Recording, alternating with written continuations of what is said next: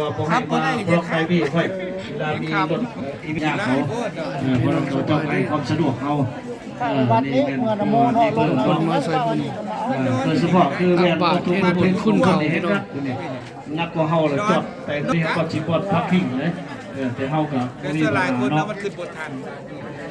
อันนี้ก็โลโปข้าวซ้ำซ่าฮอดเพิ่นกำลังใส่บาตรอยู่ดอกรายชื่อ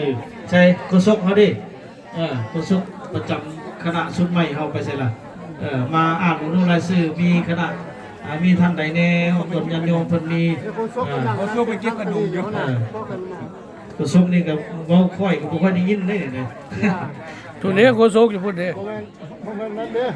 อคอยบ่ยินโอแห้งได้ยินบ่แห้งแบบบ่แห้งบ่ได้ยินเนาะก็สิอ่านเนาะ1ประธานพรสอนแก้วกับ1เป๋าที่เพิ่นนำพาพร้อมด้วยคณะเพิ่นและก็ท่านภูมิหอมสมบัติ1เป๋าท่านคำไผ่วงนี่ก็1เป๋าแม่จอกมัทิลา1เป๋าแม่ออกดาวรอินทวงศ์กี1เป๋าแม่ออกมกพร้อมด้วยครอบครัว1เป๋าท่านด้วนสัน1เป๋า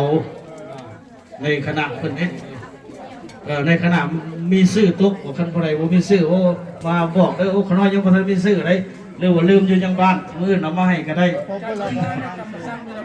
พอออกสมบูรณ์วันเรื่องดี1เป่าท่านวันดีมนตรีวงศ์1เป่าท่านพวงเพชรหรือว่าไม่ออกแดกสุขสวัสดิ์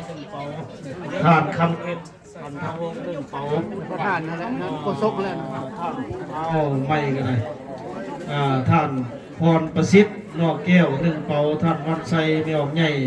1เป่าท่านเซยสุขสันต์1พ่อบัวพันสุขสันต์1เป่า